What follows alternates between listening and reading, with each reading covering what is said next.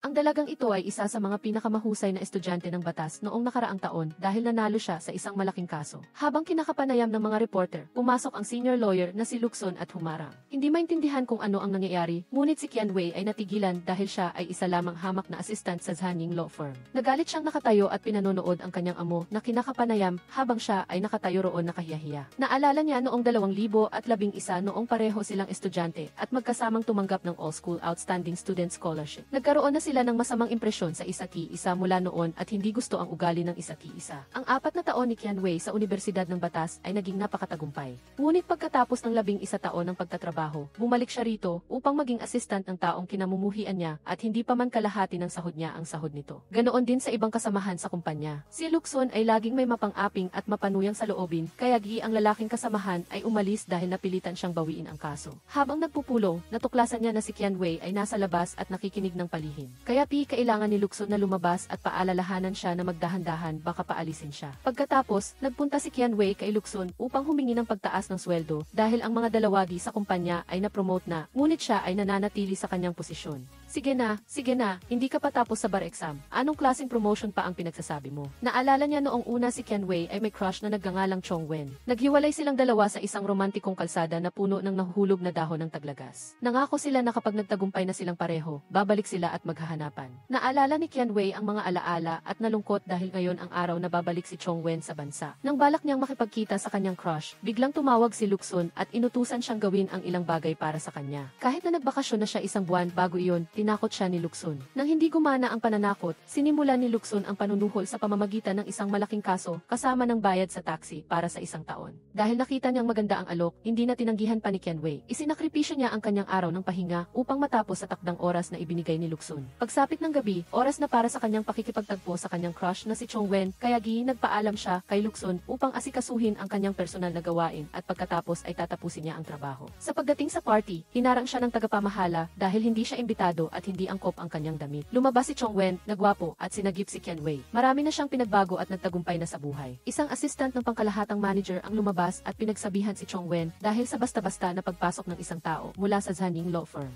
Ngunit sinabi ni Chong Wen na dumalo si Kian Wei bilang kanyang kasintahan at walang kinalaman sa trabaho. Habang naglalandian ang dalawa, biglang lumitaw si Lukson at sumingit sa gitna. Nagsimula silang magtalo tungkol sa paparating na kaso. Walang gustong magbigay hanggang sa nagsalita si Kian Wei at pinutol ang usapan ng dalawang lalaki. Sa pagpasok sa pagpapakilala, tumayo ang CEO na si Lan Xia at nagpahayag na binili nila ang kumpanya ng laro at ipinakilala si Chong Wen sa lahat. Siya ang hahawak sa kaso ng kumpanya ng laro na sinampahan ng kaso dahil sa panggagaya ng produkto. Direktang makakaharap si Lukson ng Zhanying Law Firm. Hindi nag-alinlangan si Lukson at tumayo upang ihayag na ilalabas niya ang katotohanan ng panggagaya. Kumpiyansa siya sa kanyang tagumpay dahil hindi pa siya natatalo sa kaso at ganoon din sa pagkakataong ito. Pagkatapos magsalita, malamig siyang umalis at hinila si Kian Wei. Hinabol sila ni Chong Wen sa labas upang ipaliwanag ang lahat. Hindi raw niya sinasadya, ngunit napagtanto ni Kian Wei na isa lang siyang piyesa sa chessboard na sinasamantala para sa impormasyon. Sinisi niya si Chong Wen dahil hindi siya nito sinabihan mula sa simula kahit na maraming pagkakataon. At ngayon, maghaharap silang dalawa sa paparating na kaso. Sinisi rin ni Chong Wen si Kian Wei dahil ipinagpalit niya ang lahat para lang sa isang maliit na porsyento. Nang makitang nagiging seryoso na, tumayo si Lukson upang ipagtanggol ang kanyang assistant. Ngunit dahil sa pagtatalo ng dalawang panig, natumba si Kian Wei sa kalapit na fountain at nabasa ng husto. Kawawa naman siya at mas lalo siyang nagalit nang hindi siya inalala ni Lukson kundi ang mga dokumento lang sa kanyang bag kung nabasa o hindi, na lalong nagpainit sa kanyang ulo. Kinaumagahan, inakusahan ng managing partner ng Zhanying ang bida sa paglalabas ng kanilang mga dokumento sa kalaban at hiniling na managot siya. Si Lukson naman ay 100%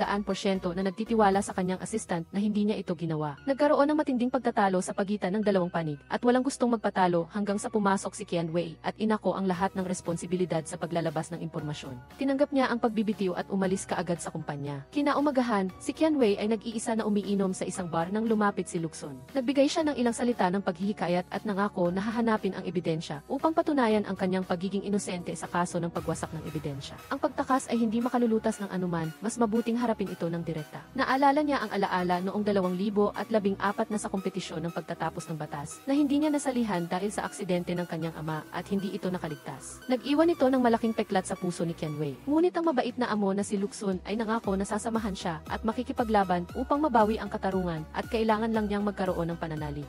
Pagkatapos, ang buong grupo ng mga kaibigan niya sa klase ay naghanap sa kanya upang ibalik siya sa kanilang dating paaralan. Nagbalik ang grupo sa paaralan upang tumulong sa pag-aayos ng matandang puno at nakita ulit ang kalbo nilang guro na si Lao Tzu. Hukay-hukay ang buong grupo ng mga bote ng hiling na ibinaon nila bago sila magtapos. Sa gitna nito, nagkaroon ng pagtatalo sa pagitan ng dalawang panig na nag-aagawan sa isang bote ng hiling kaya sinamantala ni Qianwei ang pagkakataon na umalis sa gitna ng dami ng tao. Pumunta siya sa isang matandang templo upang basahin muli ang 100 at 9 niyang mga hiling na isinulat niya noon. Sa sandaling iyon, isang kakaibang pangyayari ang naganap na nagpabilis sa kanyang pagtakbo dahil inakala niya na ito ay multo. Tumakbo siya nang hindi tumitingin sa daan kaya nahulog siya sa isang ginagawang imburnal at napunta sa isang misteryosong dimensyon. Pagkagising, nakita ni Qianwei ang kanyang sarili sa nakaraan noong 2011 noong nag-aaral pa siya sa Law Academy. Sa panahong ito, lahat ay bata pa at si Lao Tzu ay mayroon pang buhok. Bigla siyang napagtanto na naglakbay siya pabalik sa nakaraan at totoo ang lahat ng ito. Ginamit niya ang kanyang kalamangan, tinapos niya ang buong pagsusulit sa isang iglap at ipinasa ito kay Lao Tzu na ikinagulat ng lahat ng kanyang mga kaibigan. Napagtanto ng bida na nabigyan siya ng karagdagang pagkakataon upang itama ang kanyang mga pagkakamali kaya nagpasya siyang hindi na niya papayagan na mangyari pa ang mga pagkakamali ng nakaraan. Una ay ang insidente ng kanyang kaibigan na si Xiaoxin na na-expose sa social media dahil sinadya siyang kunan ng litrato at i-post ng isang tao na lubos na ikinahiya niya.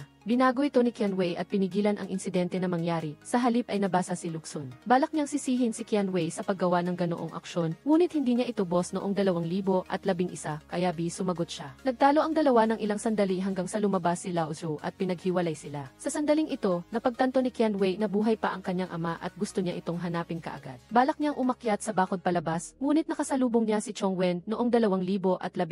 Dahil sa natutunan niya, tinanggihan niya ang tulong nito upang hindi maakit tulad ng dati. Habang nagtatalo sila, dumating si Luxun at inakusahan si Qianwei ng pandaraya sa pagsusulit at ngayon ay gusto pang umakyat sa bakod palabas. Dahil sa responsibilidad bilang isang class president, hindi maaaring hayaan ni Luxun si Qianwei na magloko, kaya pinilit niya itong bumalik sa academy agad-agad. Pagbalik sa dormitoryo, natuto si Qianwei mula sa nakaraan, kaya mas nakipagkaibigan siya sa dalawa niyang kaibigan at nangako na magsisikap silang magkasama upang maging mayaman sa lalong madaling panahon. Kinaumagahan ay ang seremonya ng pagbubukas at sa wakas ay nakita rin ni Qianwei ang kanyang mga magulang pagkatapos ng maraming taon na pagkakalayo. Binigyan din ng ama si Qianwei ng singsing na simbolo ng swerte upang tulungan siyang baguhin ang kanyang kapalaran. Dahil alam na niya na magkakaroon ng leukemia ang kanyang ama, naisip niya na ilantad ang masasamang ugali ng kanyang ama upang mapilitan itong magpatingin na agad sa ospital. Ngunit sa oras na iyon, malapit nang magsimula ang seremonya ng pagbubukas, kaya pinilit siya ni Luxun na manatili at dumalo muna bago siya umalis kung saan niya gusto. Pagkatapos, sa ospital, si Luxun ay naghintay kasama ni Qianwei para sa resulta ng pagsusuri ng kanyang ama. Dahil alam niya ang paboritong pagkain ng kanyang ama na hindi niya nabili noon, humiram siya ng pera kay Luxun upang matupad ang hiling na iyon at labis na natuwa ang kanyang ama nang matanggap ang regalo mula sa kanyang anak. Kasabay nito ay ang payo ng kanyang asawa at anak na umaasang magretiro na siya ng maaga upang mapangalagaan ang kanyang kalusugan. Nang gabing iyon, pagbalik sa kanyang silid, nagsimula si Qianwei na gumawa ng plano para sa kanyang buhay sa mga susunod na taon upang maging matagumpay sa pinakamabilis na paraan na sinusundan ang landas na tinahak ni Luxun.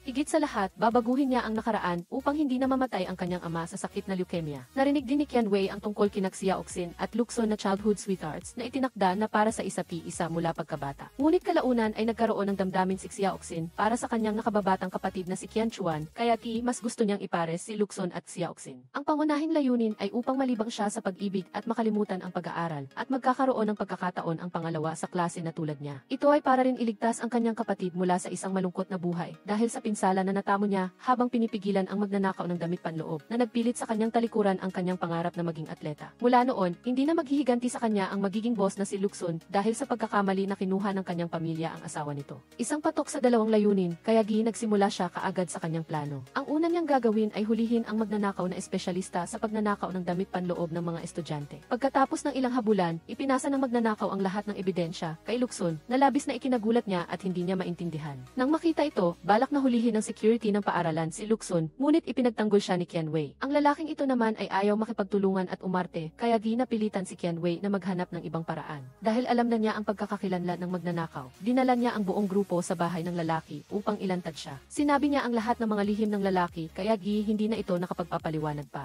Tinangka ng lalaking iyon na tumakas ngunit napigilan siya ni Qianwei. Ngunit sa kasamaang palad, nasugatan siya at dumugo ang kanyang kamay nang hindi niya namamalayan. Kung mayroon lang live stream noon, sikat na sana siya. siya. Sa kabilang banda, nakita naman ni Qianchuan si Xiaoxin at nagkaroon agad ng pagtingin sa unang sulyap. Pagkatapos ng insidente, binuhat ni Luxun si Qianwei upang gamutin ang sugat nito at habang naglalakad, nagreklamo siya ng sobra. Maliit lang na sugat pero kung umasta siya ay para bang mamamatay na. Pagdating sa dormitoryo at matapos gamutin ang sugat, nag-usap sila ng ilang bagay na walang kaugnayan sa kaso. Pagpalit ng eksena, kinabukasan sa paaralan, si Qianwei ay tinitingnan na parang isang bayani ng paaralan. Nakakuha siya ng maraming papuri pati na rin ang pambihirang tagumpay sa akademya. Kaya, matagumpay nang nakuha ang posisyon ng class president mula kay Luxun. Ang mga kaklase ay nagpumilit na purihin ang bagong class president at tinawag siyang mahusay na prophet na si Qianwei. Kinabukasan, sumunod si Qianwei kay Luxun upang ayusin ang pag-ibigan nila ni Xiaoxin. Ngunit sinabi niya na hindi siya umiibig at ayaw umibig kaya huwag na siyang mag-ingay dahil sumasakit ang kanyang ulo. Pagpalit ng eksena, nang bumalik ang dalawang roommate ni Qianwei, nakita nila ang isang nakaitim na lalaki na pilit na binubuksan ang pinto. Ang isa ay pumunta upang tawagin ang dorm manager, habang ang isa ay nanatili upang pigilan ang pervert na iyon. Ngunit nang ibinaling nila ang mukha niya, si Qianchuan pala iyon. Dumating siya upang mag-install ng safety lock para sa silid ng kanyang nakatatandang kapatid. Pagkatapos magpaliwanag ang dalawang panig sa dorm manager, naayos din ang lahat. Isang simpleng hindi pagkakaunawaan lang, ngunit hindi matanggap ni Qianchuan ang sapilitang pagsuntok na natanggap niya. Dahil din sa insidenteng ito, dinala ang buong grupo sa school council para sa isang babala. Balak ni Lao Zu na parusahan ang lahat, ngunit dahil sa pakikisama, pinilit na lang silang mag-hopping sa school playground. Kaya, pinilit ang tatlo na mag-hopping sa gymnasium, habang may nakapatong na upuan sa ulo nila sa ilalim ng pagbabantay ni Luxun. Dumating din si Xiaoxin at nagdala ng tubig upang magbigay lakas sa kanyang mga kaibigan. Nagmakaawa siya kay Luxun na maging maluwag, ngunit hindi siya pinansin nito. Kaya, napilitan si Xiaoxin na sumama sa parusa kasama ng tatlong kaibigan upang mabilis na matapos ang parusa. Sa huling yugto, dumating si Luxun at maginoong binuhat si Qianwei para sa natitirang bahagi ng daan. Upang hindi magpatalo, binuhat din ni Qianchuan si Xiaoxin para makasabay sa kanyang mga kaibigan. Nang gabing iyon, ang grupo ng 5 kaibigan ay umupo sa damuhan at nag-usap-usap. Napagtanto ni Qianwei na si Luxun ay hindi kasing lamig ng kanyang panlabas na anyo. Pagpalit ng eksena, kinabukasan sa school fair, may isang lugar para magrehistro upang sumali sa debate club upang matagpuan ang pinakamahusay na individual. Nakita ni Qianwei na ito ay isang pagkakataon kaya nagparehistro siya kaagad. Pagkatapos ay pumunta siya sa interview room at nakita ulit ang nakababahalang senior na si Chongwen. Ngunit pagkatapos ng ilang sandali ng pagpapaliwanag sa dekano tungkol sa kanyang kakayahan,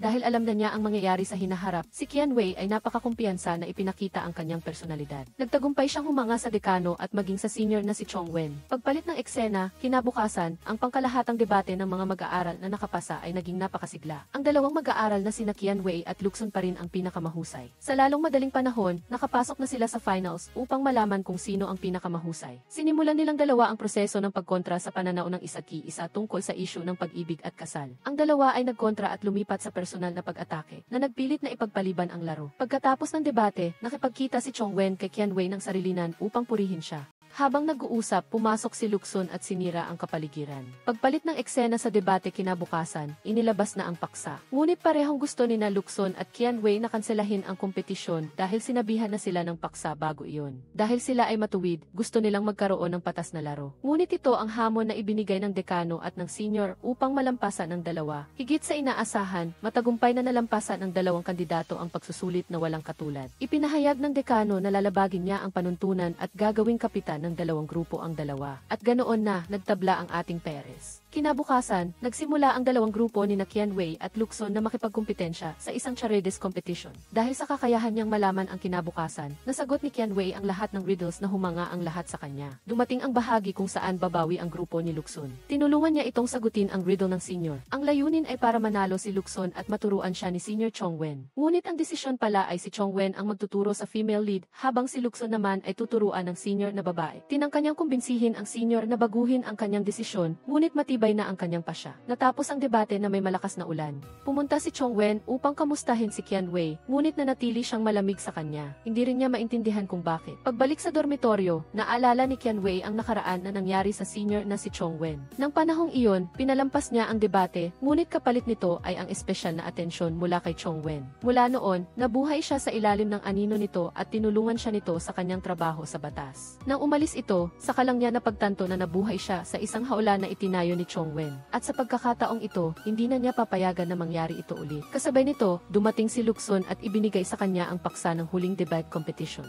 Tumawag siya sa kanyang ama para humingi ng tulong dahil may kinalaman ang paksa sa mga alitan sa paggawa. Nang magtanong siya, nalaman niyang hindi pa pala nagretiro ang kanyang ama kaya nag-alala si Qianwei sa kalusugan nito. Kinaumagahan, hinanap ni Qianwei si Luxun para iayain itong pumunta sa isang field trip upang mapaganda ang paksa sa debate. Ang lokasyon ay ang kumpanya ng kanyang ama kaya kailangan nilang maghanda ng mabuti parehong sa kaalaman at sa anyo. Kaya, dinala ni Qianwei si Luxun para bumili ng suit. Nagkunwari silang magkapatid na mayroong pinansyal na paghihirap at may sakit pa sa pag-iisip kaya matagumpay silang nakakuha ng 70% na diskwento sa bayarin. Talaga namang isang Canadian magic yun. Nang makita ni Luxun si Qianwei na maayos na nakasuot, bigla siyang nagkaroon ng matinding damdamin. Isang pang-akit na kagandahan ang humatak sa kanyang atensyon. Handa na ang lahat kaya gihi pagkatapos ay tiwala silang pumunta sa paggawaan ng negosyo kung saan nagtatrabaho ang ama ni Qianwei. Napaluha siya nang makita ang hirap ng kanyang ama sa kapaligiran na ito. Ang dalawa ay dumating upang mag-imbestiga tungkol sa kapaligiran ng trabaho dito dahil narinig nila na hindi ito ligtas para sa mga manggagawa. Ang mga gwardiya ay nabalisa kaya balak nilang paalisin ang dalawa. Nang lumabas na ang matandang manager, saka lang sila nakapagtrabaho ng direkta. Ang mga ebidensya na nag-aakusa sa pabrika na ito ng hindi pagtiyak sa kaligtasan ng mga manggagawa at ng kalikasan ay inilabas. Kasabay nito, ayon sa batas sa paggawa, ang pabrika na ito ay lumabag sa maraming probisyon at ang kabayaran ay magiging napakalaki. Matagumpay na nalampasan ng dalawa ang matandang manager, ngunit nahirapan sila ng magpadala ng mga dokumento ang korte. Dahil mga mag-aaral lang sila, saan sila kukuha ng koneksyon para makilala ang mga tao sa korte. Samantala, sa klase, nagtawag ng attendance ang guro sa bawat mag-aaral. Sinubukan ng kanyang matalik na kaibigan na gayahin ang boses niya para mag-attendance para sa kanya, ngunit sobrang lalim ng boses niya, kaya di naging boses lalaki.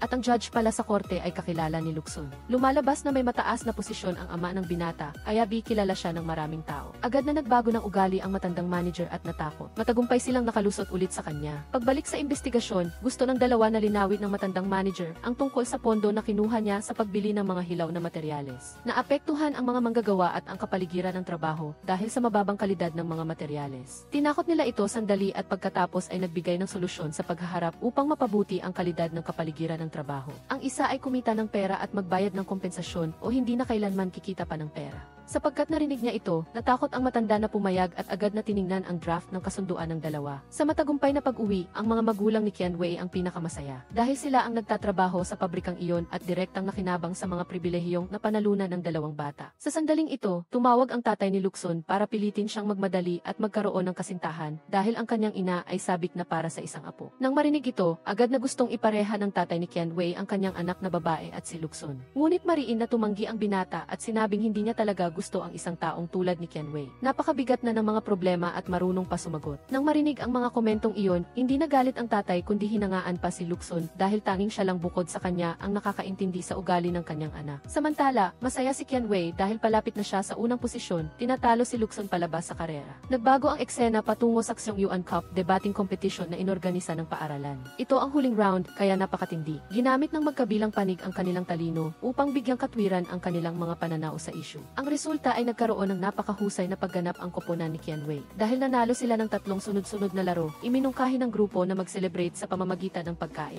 Ngunit tumanggi si Kuya Chongwen. Nang dumating ang grupo sa isang kainan sa gilid ng kalsada at balak kumain doon, biglang naalala ni Qianwei ang nakaraan. Sa oras na iyon, nagkataon na ang kainan na kanilang pinuntahan ay kung saan nagtatrabaho si Kuya Chongwen. Sinamantala ng grupo ang pagkakataon para tawagin siyang magsilbi sa kanila. Ang kuya ay maingat at hindi nagreklamo. Bukod pa rito, kinulit siya ng mga babae na ilibre sila sa pagkain, kaya hindi siya nakatanggi. Dahil natuto sa nakaraang iyon, pinilit ni Qianwei ang kanyang mga kaibigan na pumunta sa ibang lugar upang kumain at iwasan ang pag-ulit ng masamang pangyayaring iyon. Bilang pasasalamat sa tulong ni Qianwei sa kainan, inanyayahan siya ni Kuya Chongwen sa isang restoran upang kumain. Habang masaya silang nag-uusap, lumapit ang isang grupo ng mga taong labas na humihingi ng utang kay Chongwen.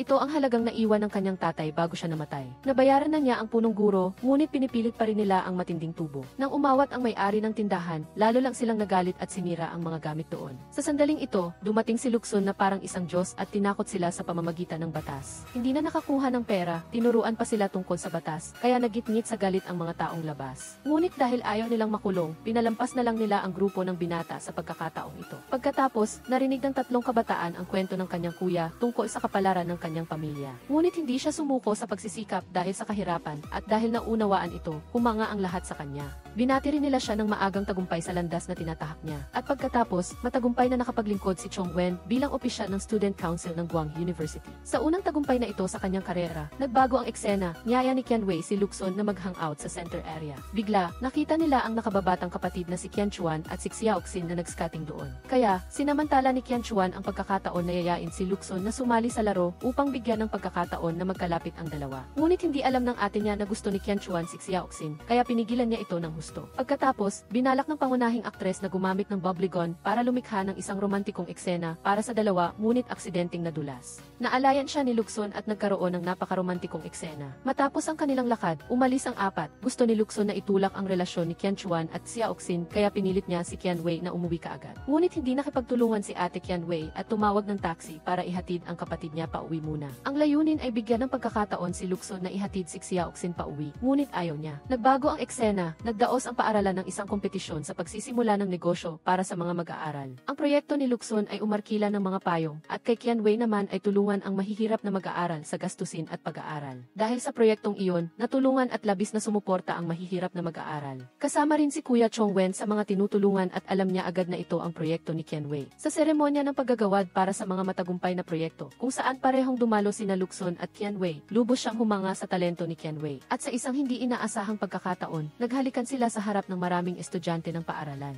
Nagbago ang eksena sa mga sumunod na araw upang matulungan si Lukson na maiwasan ang pagiging walang asawa sa loob ng 11 taon. Gumawa si Qianwei ng isang plano para sanain siya kung paano umibig. Ang unang hakbang ay magkape silang dalawa. Ang inuming pinili ni Qianwei ay cappuccino dahil nag-iiwan ito ng bula sa labi. Ang isang magalang na lalaki ay papahirin ang bula sa labi ng kabilang panig at nagawa iyon ni Lukson nang hindi na kailangang turuan. Susunod ay ang pagpapalakas ng katawan sa pamamagitan ng pagtuturo sa kanyang maglaro ng baseball. Ang binata ay mahina ang kamay at paa kaya hindi niya kayang tamaan ang bola. Kinailangan pa ni Qianwei na pumasok at magpakita. Tinitira ang bola para sa isang perpektong puntos na lubos na hinangaan ng binata. Karaniwan, sa nakaraan, kailangan na niyang sanayin ito araw at gabi, kaya normal lang na mahusay siyang maglaro ngayon. Pagkatapos ay ang bahagi tungkol sa romantikong pakikipag-ugnayan, kaya gumawa sila ng cake ng magkasama. Naglaro silang dalawa na parang isang tunay na magkasintahan. Nakapagtataka kung hindi pa sila mag-ibigan sa ganito, mga kaibigan. Ngunit may nangyari ng gabing iyon nang bumalik si Xiaoxin sa kanyang silid na may malungkot na mukha. Itinago rin niya sa drawer ang larawan nila kasama ang pamilya ni Lukson na nagpapatunay na nabigo ang kanilang pag-ibig. Noong gabing iyon, balak sana ni Qianwei na mag-text kay Lukson para kamustahin siya. Ngunit dahil sa tingin niya ay biglaan, nag-atubili siya. Kinaumagahan, inimbitahan niya si Lukson sa isang dessert shop upang magtanong at nalaman niyang hindi sila nagkatuluyan.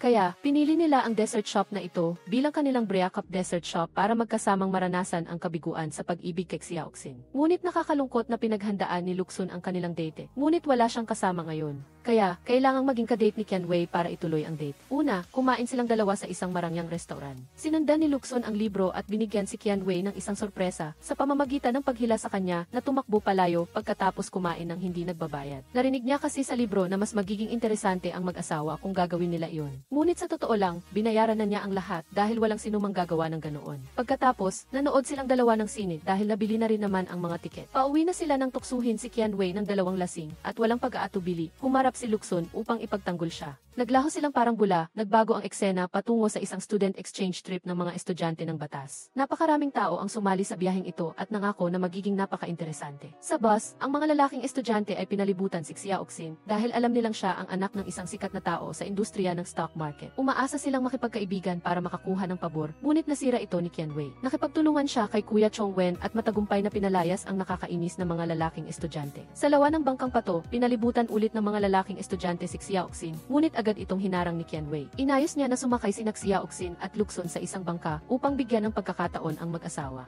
Natuklasan din niyang narito ang kanyang nakababatang kapatid na si Qian Chuan dahil sa kanyang voluntaryong pagpaparehistro para lumaho. Pagkatapos, ipinartner si Qianwei kay Kong Wen. Upang maiwasan ang pag-ulit ng pagkakabanggaan noon, bumili siya ng kakaibang face mask. Nangyari nga ang aksidente nang magbanggaan ang dalawang bangka at itinulak niya agad si Kong Wen sa lawa upang hindi magkadikit. Muntik na itong mapunta sa kabilang buhay sa ilalim ng lawa. Mabuti na lang at may karanasan sa si Lukson, kaya matagumpay niyang nailigtas si Kong Wen. Nawala ang first kiss niya dahil nandito, kaya galit na galit ang binata. Sunod, niyaya ng grupo ang isa na maglaro sa haunted house sa parke. Pagkatapos magdesisyon, nagpa siya ang grupo na pumasok. Ang plano ay magkasama ang mga magkasintahan, ngunit nagkagulo ang lahat at naghiwa-hiwalay sila. Takot na takot si Qianwei, kaya mahigpit niyang yakap si Lukson. Iniisip na ang kapatid niya ang yakap niya. Tinakpan naman ni Lukson ang mga mata niya at inakay siya sa buong haunted house. Habang naglalakad, walang tigil siyang nagsasalita tungkol kay Lukson. Nang makalabas lang, nagulat si Qianwei nang mapagtanto na si Lukson pala ang yakap niya kanina. Upang magbayad pinsala sa pagyakap niya, pinilit siya ni Lukson na samahan siyang laruin ang lahat ng laro sa parke. Naglaro silang dalawa ng ring toss at matagumpay na nakakuha ng laro ang aso.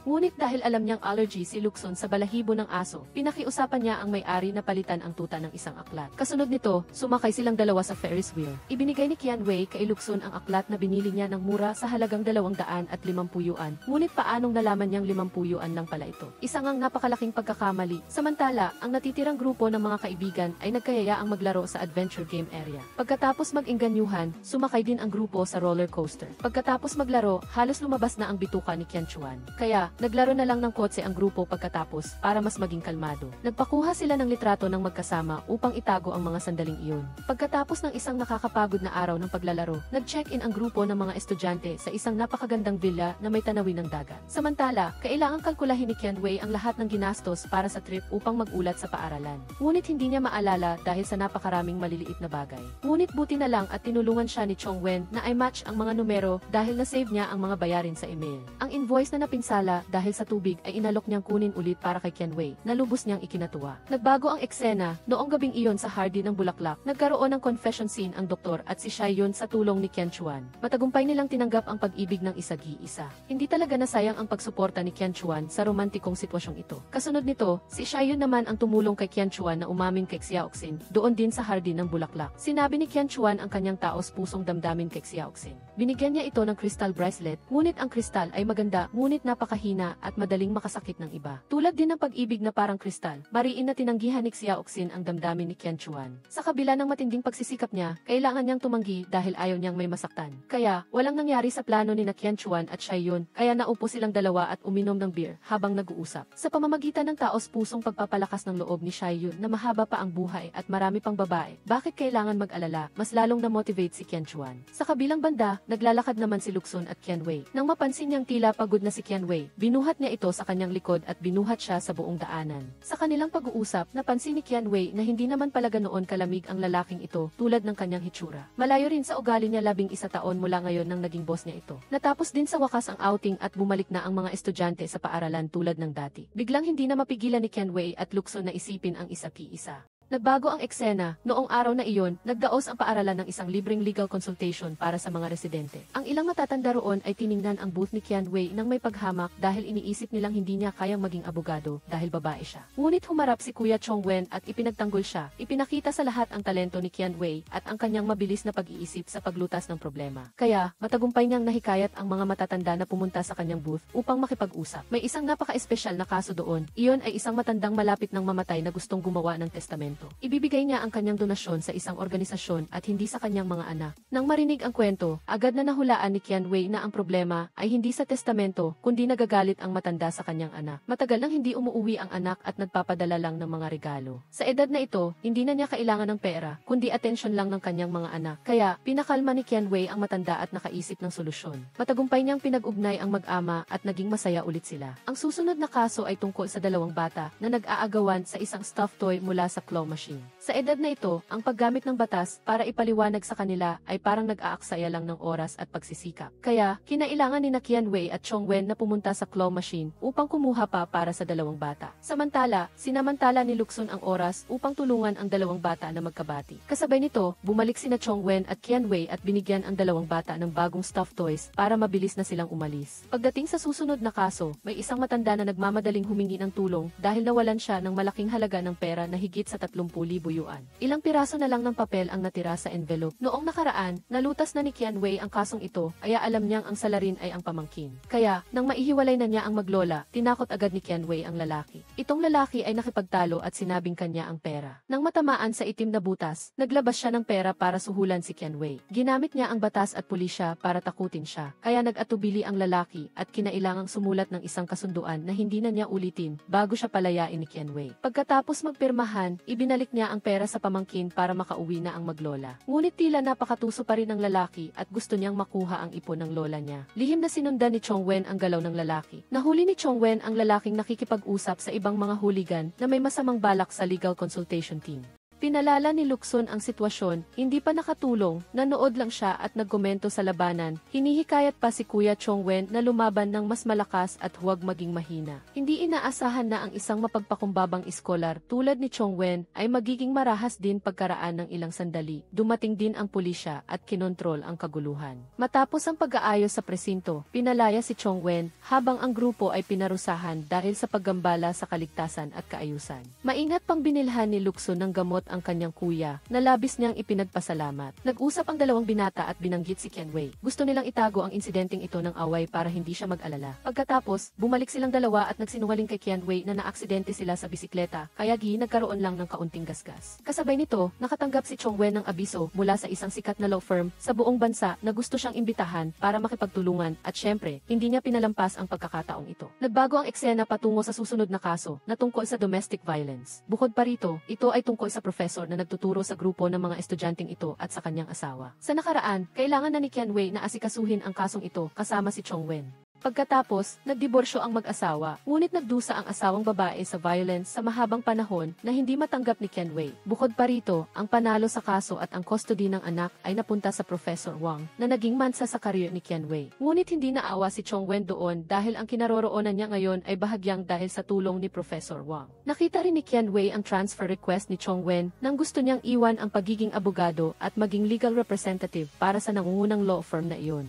Ito rin ang dahilan kung bakit iniwan ni Qianwei ang law firm nilang dalawa at kung bakit niya kinasusuklaman si Chongwen ng ganoon. Dahil lang sa personal na interes, binaliwala niya ang lahat ng pamantayan ng etika sa lipunan. Bumalik sa kasalukuyan, nilapitan ni Qianwei si Kuyuan para magtanong. Nang makita ang sugat sa kanyang kamay, alam niyang masamang asawa si Professor Wang at madalas siyang saktan. Bagamat may utang na loob siya kay Professor Wang, dahil sa nakita niyang integridad ni Qianwei, nagbigay ng lakas ng loob si Chongwen kay Kuyuan. Magulat sa pulisya kung mangyari pa ang katulad na kaso dahil ang karahasan ay karahasan at hindi ito maaaring itago sa ilalim ng pag-ibig upang magpatuloy. Sa wakas ay nabago niya ang pag-iisip ni Chongwen. Pauwi, sinabi rin ni Qianwei kay Lukson ang tungkol sa domestic violence sa bahay ni Kuyuan. Gusto nilang dalawa na panigan ang katarungan upang ganap na matugunan ang problemang ito. Dahil nakita ang determinasyon ni Qianwei, tutulungan din siya ni Lukson ng buong puso sa landas na ito ng katarungan. Balik sa magkapares na Xiaoyun at Qianchuan, may date si Xiaoyun sa doktor kaya pumunta siya sa swimming pool para magpatulong sa mga kapatid doon sa pagpili ng damit. Ngunit lahat ng sinukat niya ay itim at masyadong malakas ang personality, hindi angkop para sa isang romantikong date sa restaurant.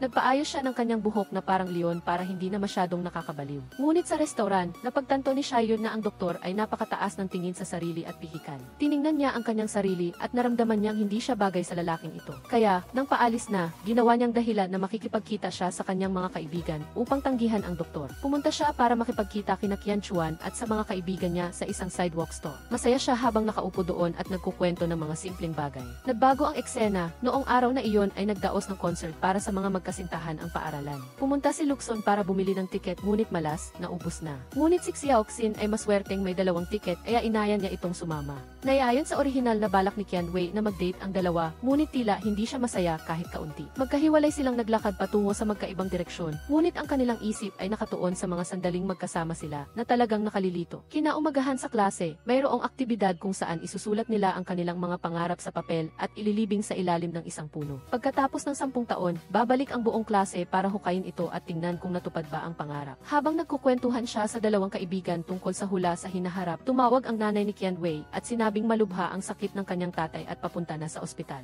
Ang mga sintomas niya ay tila mayroon siyang leukemia. Nagmamadali siyang sumakay ng sasakyan papunta sa ospital. Mabuti dumating si Chongwen sa tamang oras at dinala silang lahat sa kanyang triseklo. Ang resulta ng ospital ay nagpatunay na may leukemia nga ang kanyang ama. Walang sinuman ang naniwala na ito ay totoo dahil ang sakit ay dumating ng biglaan gayong maingat at nagdidieta ang kanyang ama. Ang pamilya ay labis na nalungkot kaya kailangang palakasin ni Qianwei ang loob ng lahat na magiging ayos ang lahat. Gagaling si tatay at magbiyahe kasama si nanay. Si Qianwei ay papasok sa pambansang koponan at siya ay magiging isang mahusay na abogado. Gaano man siya katatag, sa daan pa uwi, hindi na nakayanan ni Qianwei ang kanyang damdamin. Umiyak siya ng humahagulgol dahil alam niya na sa kasalukuyan, hindi na nakaligtas ang kanyang ama sa matinding sakit. Mabuti na lamang at may mga mabuting kaibigan na nagpapalakas ng loob at umaaliw sa kanya. Sa mga sumunod na araw parehong sina Qianwei at Lukson ay nasa ospital para alagaan si Tatay Qian. Umaasa silang susundin niya ang paggamot at gagaling kaagad. Gayunpaman, si Tatay Qian ay medyo matigas ang ulo dahil ayaw niyang magpabiopsy at gumamit ng diaper para sa matatanda kaya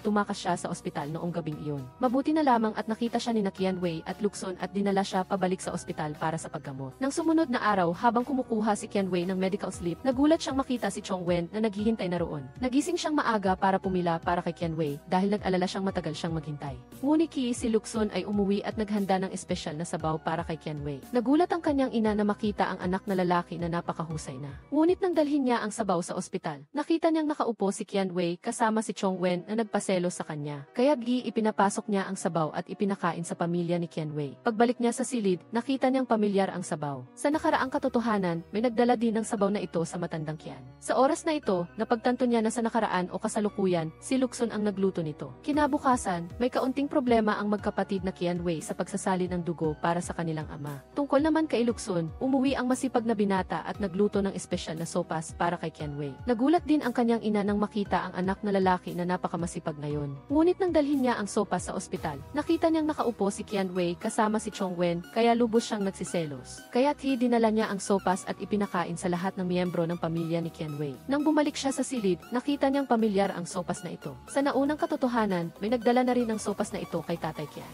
Doon niya napagtanto na, sa nakaraan man o kasalukuyan, si Lukson ang nagluto nito. Kinabukasan, may problema ang magkapatid na Qianwei sa pagsasali ng dugo para sa kanilang ama. Lahat ng miyembro ng pamilya na makakapagbigay ng dugo ay nagbigay na. Nang nagigipit, naisip agad ni kapatid na si Qianchuan si nakatatanda na si Chongwen. Agad siyang lumitaw at binigyan pa si Qianchuan ng sertipiko ng kanyang donasyon ng dugo. Para gantihan ang nakatatanda, bumili si Qianwei ng manok sa palengke para pampalakas sa kanya. Pagkatapos niyang bilhan ng manok ni Qianwei, nanatili si Chongwen sa kanyang silid at tiningnan lang ito, nakalimutan ng kumain at mag-aral. Kinailangan itong lutuin ng kanyang mga kaibigan sa silid para sa binata dahil nakita nilang wala na siyang alam sa mundo. Sa ospital, dahil alam niyang malapit ng magpa-chemotherapy ang kanyang ama at malalagas ang lahat ng kanyang buhok, naghanda si Lukson ng ilang peluka para magamit niya. Masayang naglaro ang buong pamilya ng mailabis na kaligayahan. Paglipat ng eksena sa isang gabi, si Qianwei ay pauwi na nang biglang lumiwanag ang daan sa mga paputok kasabay ng isang malaking kahon ng regalo para sa pag-amin ng pag-ibig. Naluha siya at naalaala ang nakaraang panahon na naranasan na niya ang eksenang ito. Ito ang pag-amin ni Chongwen ng pag-ibig para sa kanya nang sapat na silang nagkakilala at sa nakaraan na iyon, sumang-ayon siyang mahalin si Chongwen. Upang hindi na maulit ang pagkakamaling iyon, mariing tinanggihan ni Qianwei ang pag-amin ng pag-ibig ni Chongwen sa kasalukuyan. Minsan siyang nagmahal sa kanya at ibinigay ang buo niyang kabataan kasama niya. Ngunit ito ay nagdulot sa kanya na kamuhian siya ng higit kailanman. Bagamat napakabuti niya, ikinalulungkot niyang tanggihan siya sa kasalukuyang realidad. Sa kabilang banda, si Lukson ay naghahanda rin ng isang aklat-aralin na pag-amin ng pag-ibig kay Qianwei. Ngunit matagal siyang naghintay at hindi niya nakita siyang dumaan sa pamilyar na daan. Nang buksan niya ang kanyang telepono, nakita niyang may nag-post ng larawan ng pag-amin ng pag-ibig ni Chongwen kay Qianwei sa grupo. Gumuho ang kanyang damdamin. Dumating din si Qianwei sa kinaroroonan ng gubat at nakita si Lukson. Napagtanto niya na ang binata na ito ay ginawa ang lahat para sa kanya at naunawaan niya noon pa man ang mabuting intensyon nito ng mali. Nang pagdugtungin ang lahat, natuklasan niya na gusto talaga siya ni Lukson at ngayon ay nasa kalagitnaan siya ng isang mahirap na sitwasyon. Sa kabilang banda, si Lukson ay bumalik na bigo at malungkot at nakita niya si Chongwen na kasing lungkot din. Nagkasalubong ang dalawang binata at walang sinuman ang nagsalita. Kinuha niya ang kanyang telepono at nakita niyang nabigo ang pag-amin ng pag-ibig ni Chongwen kaya labis ang tuwa ni Lukson. Pagkatapos ay nagpunta siya sa ospital upang bumisita. Nang makita si Qianwei na natutulog, ipinangkumot niya ang kanyang jacket sa kanya at tahimik na umalis. Bagamat nagpapanggap lang siya at alam na niya ang damdamin ni Lukson. Paglipat ng eksena sa final round ng profesional na kompetisyon na inorganisa ng universidad. Ang dalawang pinakamahusay na estudyante na sumabak sa kompetisyon ay sina Lukson at Qianwei. Ang unang paksa na iniharap ay tungkol sa paglutas ng diborsyo at paghahati ng ari-arian. Patuloy na nagbigay ang dalawang panig ng kanilang mga argumento at pagdududa tungkol sa kung paano lutasin ang issue. Ang argumento ng bawat isa ay napakatibay na humanga ang lahat ng manonood. Ang huling resulta na ibinigay ng hurado ay patas para sa magkabilang panig. Ang susunod na paksa ay may kaugnayan pa rin sa kasal, ngunit tungkol naman sa pangangalunya at bayad pinsala. Muli, ang dalawang panig panig ay patuloy na nagbigay ng kanilang mga argumento sa pantay na lakas. At ang huling resulta na ibinigay ng hurado ay muli patas para sa magkabilang panig. Pagkatapos ng maikling pahinga, nakita ng hurado na ang kakayahan ng dalawa ay halos magkapareho. Kung patuloy silang maglalaban sa ganitong paraan, magtatapos lang ito sa tabla, kaya kailangan ng mas mahirap na paksa para sa kanilang dalawa. Kaya, iminungkahi ni Shaehyun sa hurado ang isang reserbang plano na mukhang kawili-wili. Ito ay tungkol sa paksa ng pag-ibig at blind date. Gaganap si Kian-wei bilang estudyante ng batas na maglilista ng mga bentahe ng panliligaw kay Lukson. Gaganap si Lukson bilang ang nililigawan at maglilista ng mga dehado ni Kian-wei. Isang medyo mahirap na hamon para sa magkabilang panig. Nagsimula ang laban at nagpanggap ang dalawang panig na magkasintahan at nagsimulang magligawan. Sa simula, medyo peke ito, ngunit nang paalalahanan ng tagapangulo, sinabi ni Kian-wei ang taos-pusong damdamin niya. Bukod pa rito, gusto talaga siya ni Lukson. Kaya, pagkatapos ng diskusyon, tinalo ni Lukson si Kian-wei, ngunit sinamantala niya ang pagkakataon na mag-amin ang pag-ibig sa kanya at hiniling na maging kasintahan niya. Nanalo si Kian-wei sa laban ngunit natalo sa pag-ibig. Pagkatapos ng panalong iyon, nagdiwang ang grupo. Dumalo rin si Lukson upang batiin si Kian-wei. Nagpalitan ng ilang salita ang dalawa at umalis si Kian-wei at hindi na kumain o uminom pa. Nagkaroon ng pagkakataon si Lukson na kausapin si Kian-wei ng sarilinan. Nagtanong siya tungkol sa kanyang nakaraang pag-amin ng pag-ibig na ikinagulat niya. Lumabas na ang papel na ibinigay niya ay hindi nangangahulugang pagmamaliit kundi ang kanyang liham ng pag-ibig. Ipinaliwanag ng dalawa ang kanilang mga alalahanin at natanto nila na ang taong gusto nilang dalawa ay nakatayo sa harap nila. Inilahad din ni Lukson ang kanyang damdamin kay Kian-wei at hiniling na maging kasintahan niya. Patuloy siyang nagbigay ng mga dahilan upang tumanggi dahil sa totoo lang, hindi pa niya naisip na makipagrelasyon kay Lukson. Matapos tanggapin ang mint candy ni Lukson, hindi alam kung tinanggap na ba niya ang pag-ibig nito. Ang eksenang ito ay hindi niya naisip at hindi pa niya kayang tanggapin kaagad. Gayunpaman, pagkalipas ng hating gabi, humingi si Lukson ng pagkikita upang malaman ang kanyang desisyon. Kung pumayag siya, hiniling niyang halikan niya siya bilang patunay ng kanilang pag-ibigan. Ngunit sa kasamaang palad, habang naghahanda silang maghalikan, nagkaroon ng gulo kaya hindi nila nagawa ang kanilang bala. Sinubukan niyang tumakas, ngunit hindi siya pinayagan ni Lukson na tumakas ng madali. Dinala niya siya sa isang liblib na lugar at nagsimula silang maghalikan. At sa gayon, ang ating magkasintahan ay nagsimula na ng kanilang relasyon. Matagal nang naghihintay ang admin sa eksenang ito, mga kaibigan. Paglipat ng eksena sa magkasintahan na sina Liu Shaehyun at ang doktor, bumalik siya sa kanyang tunay na sarili bilang isang kakaiba at palaban na babae. Itinigil niya ang pagkukunwari na maarte at peke dahil gusto lang niyang mabuhay ng ayon sa kanyang sariling personalidad nang hindi kailangang bigyan ng kasiyahan ang sinuman.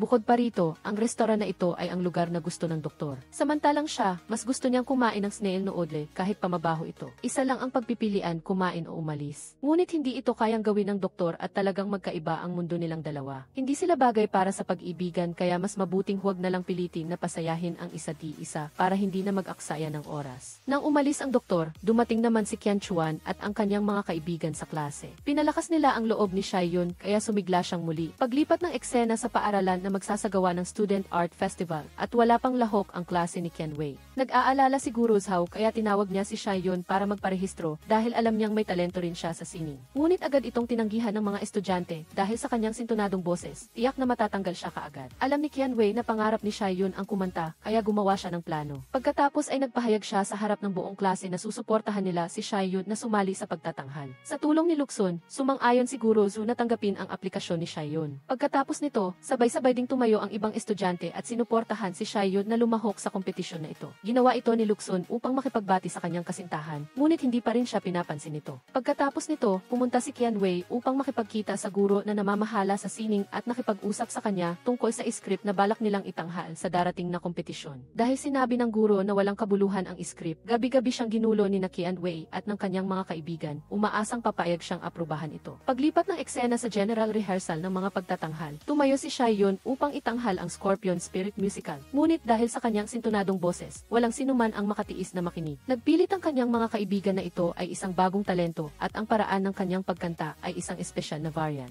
Pagkatapos ay pinalakas nila ang loob ni Shaehyun na maging kumpiyansa sa pagpapakita ng kanyang boses. Kaya, kinuha niya ang gitara at nagsimulang kumanta ng may mainit na boses na humanga sa lahat ng naroroon sa kanyang talento. Ang guro ay labis na naantig sa boses na ito at pumayag na ang mga estudyante ng batas ay maaaring magtanghal ng musikal na magkasama. Pagkatapos Pagkatapos nito, nagsimulang mag-ensayo ang grupo ng mga estudyante ng batas. Ang unang bagay ay ang pagpili ng mga papel at kasuotan. Si Qian Chuan ay hinikayat ni Xiaoyu na gumanap bilang baboy na si Zubaji. Babayaran niya ang lahat ng kanyang snail noodo mula ngayon. Samantala, si Luxon ay hinikayat ni Qian Wei na gumanap bilang aso ni Erlang, si Howling Celestial Dog. Pagkatapos ng maikling pagtatalo, tinapos ni Xiaoyun ang desisyon na gumanap si Luxon bilang Scorpion Spirit at si Qian Wei bilang Tangsanzang pansamantala. Kapag napagdesisyonan na, wala nang makakapagbago. Pagkatapos nito, naganap ang pag-ensayo ng dalawang magkasintahan ang may maraming nakakabahalang eksena. Pagkatapos ng maraming araw ng pag-ensayo, sa wakas, dumating na ang araw ng pagtatanghal ng musikal. Gayunpaman, sa oras na ito, hindi makita ang dalawang bida. Kaya kinailangan ni Xiaoyu na gamitin ang kanyang sintunadong boses upang magpalipas ng oras para hindi mainip ang mga manonood. Kasabay nito ang freestyle na sayaw ni Marshall Chenpeng, si Qian Chuan. Pagkaraan ng ilang sandali, dumating din ang dalawang bida at sinimulan ang musikal. Naging maayos ang pagtatanghal hanggang sa pagtatapos. Nagbago sina Qian Wei at Luxon ng script. Ginamit nila ang mga dialogo ng karakter upang sabihin ang kanilang tunay na damdamin. Ito rin ang pag-ibig na nararamdaman ng dalawa para sa isa't-isa. Sa huli, pinili ni Tangsanzang na isuko ang pagkuha ng banal na kasulatan upang sundin ang tawag ng kanyang puso, na walang iba kundi ang Scorpion Spirit. Nagkahawak kamay ang dalawa at umalis sa bulwagan. Natapos ang musikal na labis na nakaantig sa lahat, kahit na hindi ito sumunod sa script. Paglipat ng eksena sa gabing iyon, nagdiwang ang grupo sa isang karaoke bar. Ang lahat ay nagkakatuwaan hanggang sa may pumasok na nagpakilalang pinsan ni Xiaoxin. Nagpakita nga bang ang taong ito sa mga kaibigan at umorder ng mga mamahaling bagay upang ipagmalaki na may pera siya. Nahirapan si Xiaoxin kaya hinila niya ang taong iyon palabas upang kausapin. Nagpapanggap lang ang taong ito, ngunit ang pera na ginagamit niya para magbayad ay galing pa rin sa pamilya ni Xiaoxin. Ang taong ito ay naglalaro ng stocks kasama ang mga magulang ni Xiaoxin. Kung manalo, maghahati sila, ngunit ngayon na natalo, nagsisimula siyang maging mapang-api para bawiin ang pera. Tinawag pa niya ang pamilya ni Xiaoxin na mga manloloko, kaya lalo itong nakakainis. Pagkatapos nito, pumasok sa banyo ang makadao na ito at nakita si Xiaoyun na lasing. Nakita niya ang jade pendant sa liig ni Xiaoyun, kaya binalak niyang kunin ito. Ngunit hinila siya ni Xiaoyun papasok sa karaoke room, kaya nahirapan siya. Nang matuklasan na nawawala ang jade pendant, nagpanik ang grupo ng mga kaibigan at naghanap. Ang makadao ay nakatayo sa gilid at naguutos na para bang wala siyang kasalanan.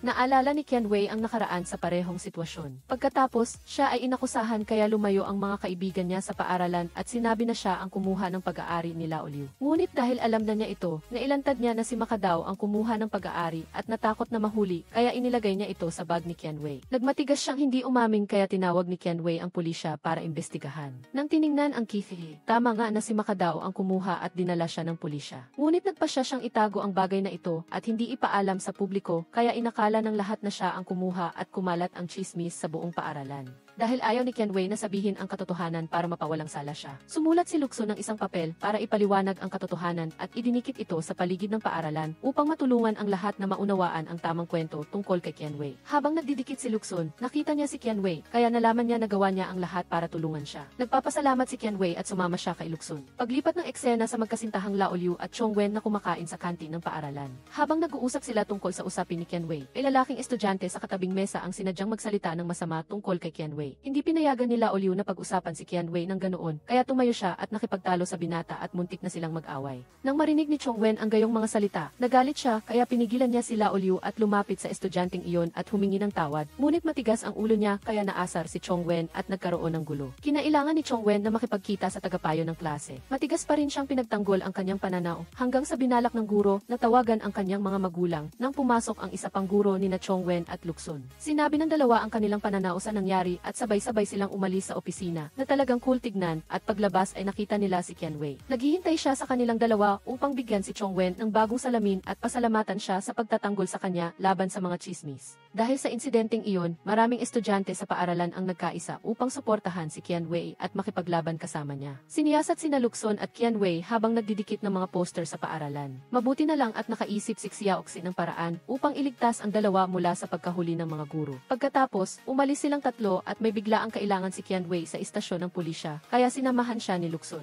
Lumabas na si Yudian ang nag-leak ng mga dokumento ng Huawei online at siya rin ang tumawag upang isumbong sila sa pagdikit ng mga poster sa paaralan. Kinabukasan, tinawag ni Qian Wei si Yudian sa paaralan at pinakitaan siya ng ebidensya ng kanyang mga ginawa. Ngunit si Yudian ay hindi magpapatalo kaya itinanggi niya at hindi umamin sa kasalanan. Habang nag-uusap silang dalawa, hindi sinasadyang narinig ni Chongwen ang kanilang usapan at naunawaan ang lahat. Kahit anong payo ni Qianwei kay Yudian, matigas pa rin siya. Sa sandaling iyon, pumasok si Chongwen at sinabing ipopost niya ang ebidensya na ito sa paaralan upang malaman ng lahat ang tunay na kulay ni Yudian kung hindi siya hihingi ng tawad kay Qianwei. Nagalit si Yudian sa sinabi ni Chongwen kaya umalis siya. Aalis na sana si Qianwei nang pigilan siya ni Chongwen. Gusto niyang malaman kung bakit alam niya ang lahat tungkol sa kanya, maging ang kanyang grado sa paningin. Dahil ayaw magsalita ni Qianwei, balak na sana niyang umalis, ngunit nakita niya na gusto talagang malaman ni Chongwen, kaya sumama siya rito para kumain at makipag-usap. Sa kainan, nagpasya si Qianwei na sabihin sa kanya ang totoo kung bakit marami siyang alam at kung bakit hindi niya ito kayang mahalin, ngunit hindi siya naniwala at inakala na ginagawa lang niya iyon upang tanggihan siya. Pagkatapos magpaliwanag, unti-unting naniwala at naunawaan ni Chongwen na hindi dahil kay Lukson kaya siya tinatanggihan. Pagkatapos, umalis si Qianwei at naiwan si Chongwen na nalulungkot. Paglipat ng eksena sa paaralan kung saan nag-uusap sina Lukson at Xiaoxin tungkol sa pagpapalit kay Qianwei dahil sa mga nangyari. Kaya pumayag si Lukson at buong tapang na tumayo upang magsalita kapalit ni Qianwei. Dumating ang araw ng talumpati at nagkasama sina Lukson at Xiaoxin para gumawa ng isang sorpresang talumpati. Ginamit ni Xiaoxin ang insidente kung saan inakusahan si Qianwei ng pagnanakaw upang sabihin ang katotohanan at naglakas loob ding sabihin ang kanyang sariling sitwasyon. Pagkatapos ay lumabas si Lukson at nagbigay ng talumpati at sinabi ang kanyang pananaw. Ang mga salita ni Lukson noong panahong iyon ay para bang proteksyon para kay Qianwei kaya labis siyang naanti. Ngunit paglabas, nakita ni Qianwei si Lukson na pinagagalitan ng guro. Sinisisi siya ng guro kung bakit niya sinabi ang mga bagay na iyon sa entablado. Ngunit sa mga oras na iyon, hindi na iyon mahalaga kay Lukson. Ang mahalaga ay naprotektahan niya ang taong mahal niya at nanatiling matatag at pagkatapos ay lumapit siya kay Qianwei at sabay silang umalis. Sa parehong araw na iyon ang kaarawan ni na Qianwei at Qianwei, kaya pumunta si Qianwei at ang kanyang mga kaibigan sa restoran kung saan kumakanta si Lao Liu. Dahil sa pagsuporta niya kay Lao Liu, kinantiyawan siya ng kanyang mga kaibigan na may gusto sila sa isa kaya nahiya siya. Samantala, dinala ni Lukson si Qianwei sa isang lugar kung saan naghanda siya ng isang sorpresang regalo para sa kanya. Pagkatapos ay binati siya ng maligayang kaarawan at binigyan ng regalo. Napakaromantiko ng tanawin noon. Nang marinig ito, dinala ni Qianchuan si Lao Liu sa isang amusement park para makapaglaro at gumaan ang pakiramdam nito. Habang nagpaparehistro silang dalawa, nakita nila si Lukson na naroon din lumabas na anibersaryo pala iyon ng pag-ibigan nila ni Qianwei. Ngunit sinabi ni Qianwei na abala siya at darating siya mamaya. Ngunit nagpanggap siyang oso para dalhin si Lukson sa mga larong paborito niya noong bata pa siya. Lumabas na dinala niya si Lukson doon dahil noong bata pa siya, hindi siya nadala ng kanyang mga magulang dahil abala sila sa trabaho, kaya labis siyang nalungkot. Kalaunan, nakilala ni Lukson na ang osong iyon ay si Qianwei at magkasama silang naglakad. Pagkatapos ay sinabi niya kay Qianwei na iyon ang pinakamasayang pagpunta niya sa amusement park at binigyan niya ito ng halik bilang palatandaan ng pagmamahal.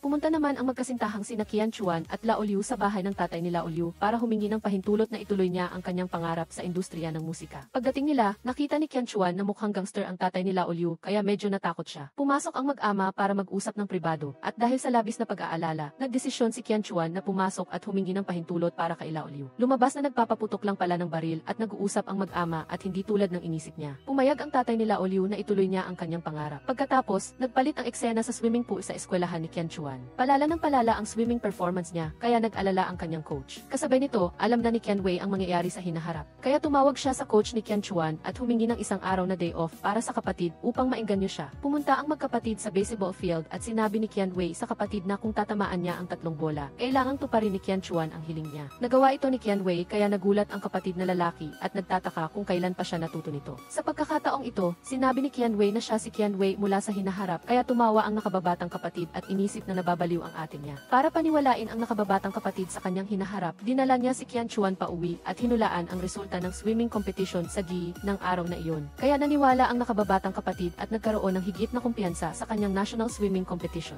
Dahil sa sobrang pag-ensayo sa paglangoy, inabot ng cramp si Qianchuan tulad ng hula ni Qianwei, kaya tinawagan ni Lao Liu ang kanyang kuya para humingi ng tulong at dinala nila si Qianchuan sa isang relaxation spot pagkalipas ng ilang araw. Naganap ang national swimming competition. Pumunta ang kanyang mga magulang at lahat para mag-cheer kay Qianchuan. Dahil sa suporta at tulong ng lahat, nagwagi si Qianchuan sa unang pwesto. Pagkatapos ay tumakbo siya upang magdiwang kasama ang kanyang pamilya at ibinigay ang trophy kay Lao Liu bilang pasasalamat. Tila, bukod sa pagkuha ng unang pwesto, pwesto, nakuha rin niya ang puso ng babaeng mahal niya. Tanghali, umuwi si Lukson sa bahay ni Qianwei para kumain kasama ang pamilya nito. Habang nag-uusap silang lahat, sinabi ng nanay ni Qianwei na malapit na siyang magsimula sa kanyang internship. Naalala niya ang isang bagay dahil sa internship at sinabi sa kanyang mga magulang na hindi siya sasali sa taong ito upang manatili sa bahay at alagaan ang kanyang ama na katatapos lang maoperahan. Pagkatapos kumain, pumasok sina Qianwei at Lukson sa kwarto niya. Alam ni Lukson na ayaw niyang sumali hindi dahil mahirap ito, kundi dahil sa parehong araw na ito sa hinaharap. Alam ni Qianwei na namatay ang kanyang ama, kaya mas lalo siyang ayaw sumali upang makasama ang kanyang ama ng mas matagal. Nagpalit ng eksena at pumunta sina Lukson at Qianwei sa shopping mall upang bumili ng anniversary gift para sa kasal ng kanyang mga magulang. Nakapili sila ng cute na pares ng baboy na pilak bilang regalo. Habang nagbabayad, tila may naalala na namang mangyayari si Qianwei. Ngunit lumapit si Lukson, kaya pansamantala niya itong nakalimutan at umuwi na sila.